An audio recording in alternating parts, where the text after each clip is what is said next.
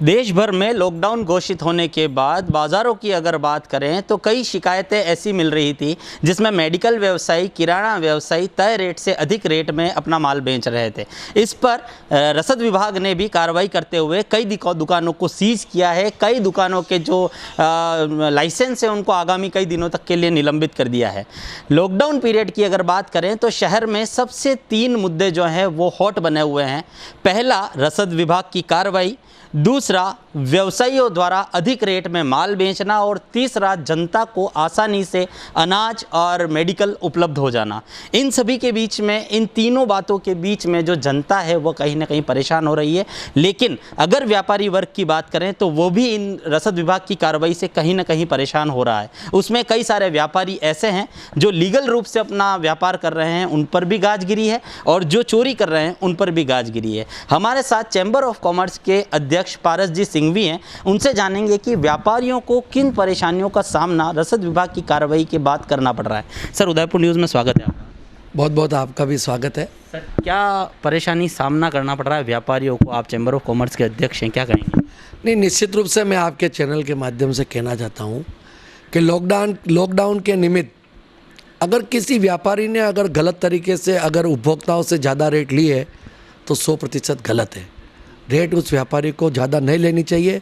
इस वैश्विक महामारी के दौर के अंदर अगर व्यापारी लूट खसोट करता है तो पूर्ण रूप से उसकी मैं निंदा करता हूँ, खंडन करता हूँ। लेकिन आपके पास कोई पुख्ता सबूत नहीं, आप सिर्फ किसी कंप्लेंट के आधार पर अगर एक व्यापारी के यहाँ पर जाते हो और उस दुकान को सीज कर देते हो। मान लो वह दुकानदार अगर 4 रुपये किलो ज़्यादा में अगर मान लो कृषि मंडी से दाल लेकर आया और उसने अगर 2 रुपये मुनाफा रखकर अगर उसको दाल को दिया, और किसी उधार लेने वाले ने कहा कि मेरे को माल उधार दिया जाए, और उस व्यापारी ने उधार माल नहीं दिया और उसको अगर आप सीज कर देते हो, तो मेरा इसमें यह कहना है पहले एक बार उसकी इंक्वायरी तसल्ली से करनी चाहिए। डायरेक्ट जाकर आपने छापा मारा, तुरंत प्रभाव से 2 रुपये किलो का डिफरेंस भी नहीं था और उस दुकानदार को आपने सीज कर दिया।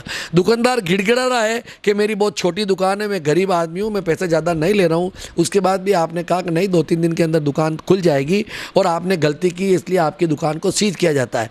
मैं मानने के लिए तैयार हूँ कि रसद विभाग ने बहुत अच्छी कार्रवाई की, लेकिन आखिर नियम क्या 25-25 दिन तक रसद विभाग की दुकान को बंद करने के पश्चात वह रसद अधिकारी के चक्कर काटेगा?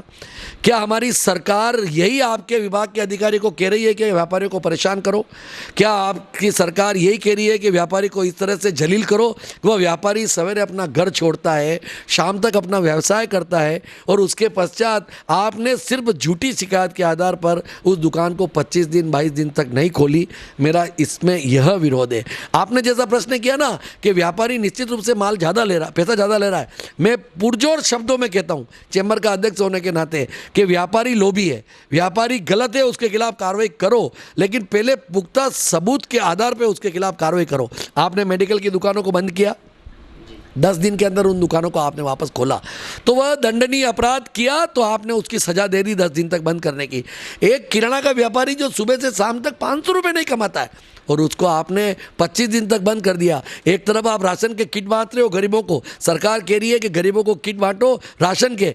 क्या हमारे इस व्यापारी को भी राशन के किट दिए जाएंगे अगर 25 दिन तक दुकान बंद कर देगा? तो मेरा ये प्रश्न है गहलोत साहब, मैं आपसे निवेदन करता हूँ, ऐसे अधिकारियों से पूछो जिन अधिकारियों ने गलत तरीके से दुकान को बंद करके उनको प्रताड़ना देने का काम किया है, और अगर मान लो गलत है तो उसके खिलाफ कार्रवाई करो। एक चैम्बर अध्यक्ष के नाते मैं ये भी निवेदन करना चाहता हूँ। मैंने निवेदन किया हमारे विधायक जी गुलाब जी भाई साहब को, मैंने कलेक्टर मैडम को निवेदन किया, हम चक्कर काट रहे, व्यापारी परेशान है, लेकिन बात मानने के लिए कोई भी तैयार नहीं है, सुनने के लिए कोई भी तैयार नहीं है। मैं आपके चैनल के माध्यम से यह भी कहना चाहता हूँ, बहुत जिला प्रशासन हमारा अच्छा काम कर रहा है, मैं इसमें सहमत हूँ, मैडम बहुत अच्छा काम कर रही है, लेकिन मैडम के पास पुख्ता सबूत अगर सही ढंग से नहीं आएंगे तो मैडम क्या करेगी?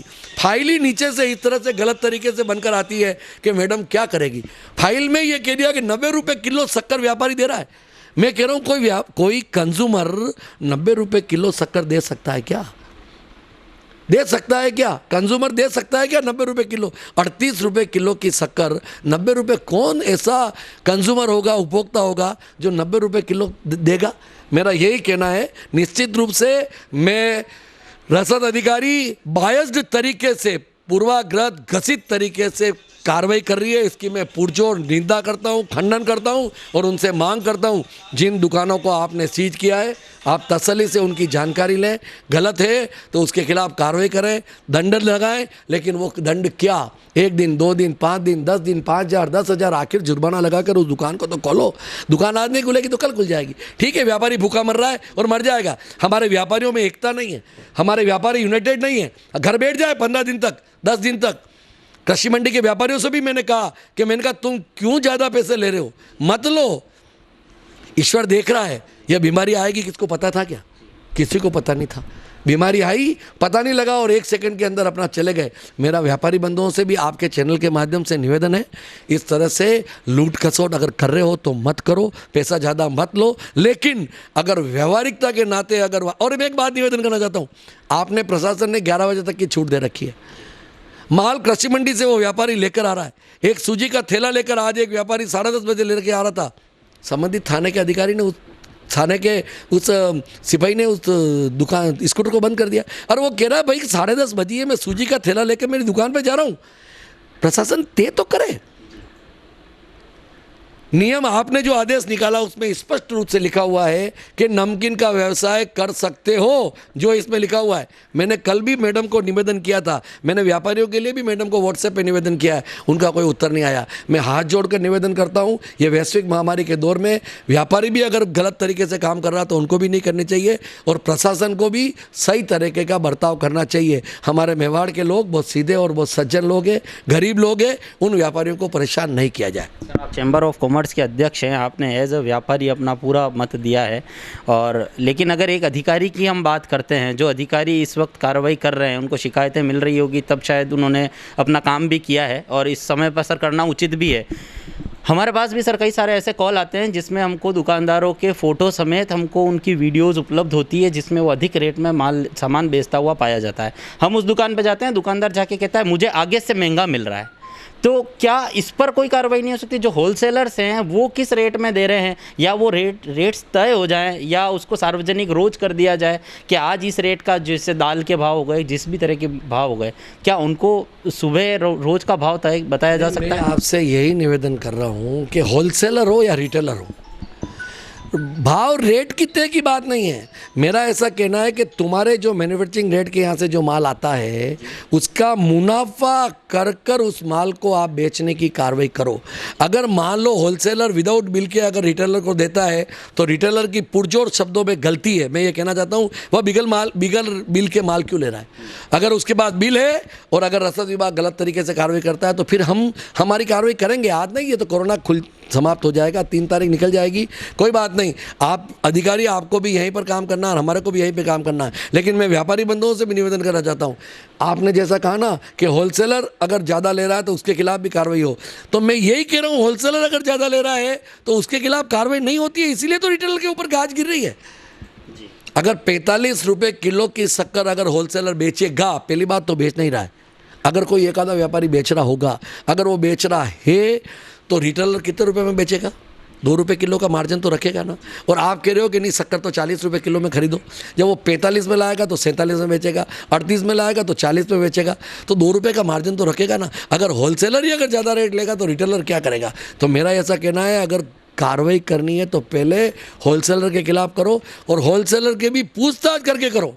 गलत तरीके से मत करो, बायस के तरीके से मत करो। ऐसा व्यापारी जो शुद्ध रूप से सही काम करता है उसके तो आप कार्रवाई करोगे, और जो पूर्ण तरह से गलत है उसके खिलाफ कोई कार्रवाई करने वाला नहीं है, कोई पूछने वाला नहीं है। मेरा इसी तरह से आपसे निवेदन है, कल मैडम ने एक आदेश निकाला, उस आदेश में क्लियरवेशन करो कि कौन सा व्यापार खुलेगा, कौन सा नहीं खुलेगा, व्यापारी का पास बनेगा या नहीं बनेगा। आपने स्पष्ट रूप से इस पर लिख रखा है कि यह व्यापारी इसकी तहत कोई पासेस की आवश्यकता नहीं है।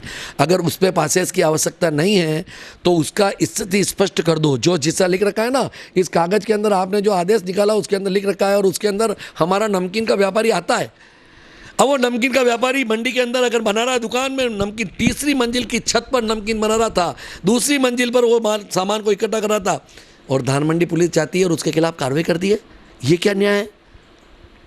मैं किसी थाने के खिलाफ नहीं कर रहा हूँ। थानेदार को ये पता ही नहीं है, सीआई साहब को ये पता ही नहीं है, थाने में ये स्पष्ट ही नहीं है कि नमकीन की दुकान खुलनी चाहिए या नहीं खुलनी चाहिए। यह कलेक्टर मैडम स्पष्टता के साथ में क्लियर कर दे और उसके पश्चात अगर व्यापारी गलत है, हमने सहयोग नहीं किया, क्या व्यापारी सहयोग नहीं कर रहा है?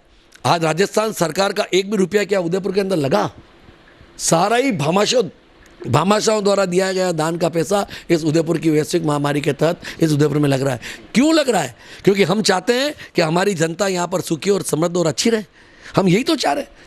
और उसके पश्चात हमारे इस व्यापारी को इस तरह से परेशान करना, रोज छोटे व्यापारी को परेशान करते हैं, फिर भी खुदरा खादी के व्यापारियों ने बड़ा मन रखकर, क्योंकि हमारा अध्यक्ष हमारे मंत्री बहुत बड़े व्यक्ति है ना, कल हमारे को बिगड़ जानकारी में उन्होंने 1,11,000 रुपये का मैडम को चेक दिया, अच्छी बात है उन्होंने दिया, लेकिन कम से कम मैडम को ये तो निवेदन करना चाहिए था कि हमारा छोटा व्यापारी 25 दिन से बंद है, उनको कम से कम छुड़ाने की कार्रवाई तो करो। मेरा ये अंतिम सवाल आपसे करना चाहूँगा कि जिस तरह से व्यापारियों की जो शिकायत है, आम जनता परेशान हो रही है, उसमें क्या आप व्यापार मंडल के अध्यक्ष भी हैं, तो क्या किसी व्यापारी की शिकायत आप तक पहुंचाई जा सकती है जिससे आप उस पर कुछ कार्रवाई कर सकें, या उन लोगों को आपके मंडल के आपके उसके तहत उन लोगों को किसी तरह से पाबंद किया जा सके जो इस तरह से अगर तय रेट से अधिक में अगर कोई सामान दे रहे हैं? तो नहीं, मैं आपसे निवेदन करना चाहता हूँ, मेरे पास पहले कोई भी व्यापारी का फ़ोन आता तो मैं कहता हूँ तुम्हारा एसोसिएशन बना हुआ है। जैसे खुदरा खाद्य का कोई व्यापारी है, अगर उसने गलती की है तो मैं कहता हूँ तुम पहले तुम्हारे खुदरा खाद्य एसोसिएशन के अध्यक्ष के पास जाओ, तुम्हारा एसोसिएशन बना हुआ, तुम पहले उसके पास जाओ, वह कलेक्टर साहब से मिले, वह प्रशासन से मिले। अगर प्रशासन कार्रवाई नहीं करता तो वो 1 लेटर की कॉपी हमें दो, हम उसके बाद कार्रवाई करते हैं। और ऐसा ही हो रहा है, गणेश घाटी के व्यापारी हो या पंचवटी के व्यापारी हो, आज भी अगर सूजी का कोई अगर व्यापारी मान लो ले जाने को अगर आया तो मैंने उस व्यापारी को यही कहा, तुम तुम्हारे खुदरा खाद्य के अध्यक्ष से पहले बात करो, तुम्हारा एसोसिएशन बना हुआ है, बड़ा एसोसिएशन है, अच्छा काम करने वाला संगठन है, बड़ा एसोसिएशन है, तुम पहले उनके पास जाओ। अगर वो कार्रवाई उचित तरीके से नहीं करता है तो उसके पश्चात उस पर चैम्बर एक्शन लेता है। मैं आपसे निवेदन करना चाहता हूं, हाथ जोड़कर आप पत्रकार बंधुओं को भी निवेदन करना चाहता हूं, व्यापारी गलत है उसके खिलाफ आप कार्रवाई करवाओ, करो नहीं करवाओ, फोटो खींचो, वीडियो लो और उस व्यापारी के खिलाफ कार्रवाई कराओ अगर वो गलत है तो। लेकिन अगर गरीब व्यापारी सही है तो उसके खिलाफ भी आप जोर शोर तरीके से प्रश्न को उठाओ। वो गरीब व्यापारी का स्थिति 25 दिन बाद ये आएगी कि जो राशन का सामान हम घर घर ले जाके गरीब ज़रूरतमंद को खिला रहे हैं, हमारे उस व्यापारी को भी भोजन का पैकेट भिजवा कर खाना खिलाने की आवश्यकता पड़ जाएगी। यह स्थिति नहीं बने, यही मेरा निवेदन था। सर, उदयपुर न्यूज़ को समय देने के लिए बहुत बहुत धन्यवाद। ये थे पारसजीत सिंघवी, चैम्बर ऑफ कॉमर्स के अध्यक्ष। आप लोगों को 3 बातें जो हैं वो बिल्कुल स्पष्ट तरीके से बताई गई है। कोई भी व्यापारी अगर कालाबाजारी करता हुआ पाया गया उस पर सख्त एक्शन रसद विभाग भी लेगा और चैम्बर ऑफ कॉमर्स की तरफ से भी उस पर एक्शन लिया जा सकता है। और एक निवेदन उदयपुर न्यूज़ के माध्यम से सभी अधिकारियों को भी करना चाहेंगे कि जो भी व्यापारी कमज़ोर है, गरीब तबके का है, उस पर उसकी पूरी जब तक पुष्टि ना हो उस पर किसी तरह की कोई कार्रवाई ना हो। उसके बाद जिन दुकानों को, जिन किराना व्यवसायियों को अब तक सीज किया गया है उनको कुछ रियायत दी जाए, उन पर जुर्माना लगा के उन्हें समझा के और आगे उन्हें इस तरह की गलती ना करने की हिदायत देते हुए उन्हें एक मौका दिया जाना उचित होगा। फिलहाल अभिषेक जोशी को कमल वसीटा के साथ दीजिए इजाज़त। नमस्कार। शहर के बीचों बीच बसा सिद्धि विनायक हॉस्पिटल।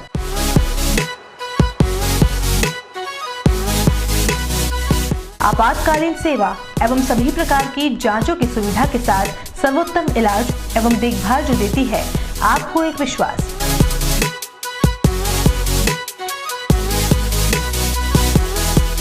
सभी प्रकार के ऑपरेशन, अत्याधुनिक मशीन से लैस आईसीयू की सुविधा उपलब्ध।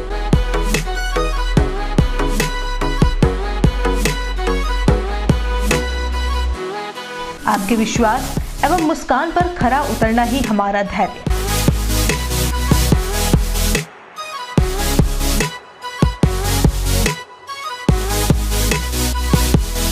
सिद्धि Vinayak hospital, main road, sector 6, Hiran मगरी, उदयपुर। Call it 9660 733 167।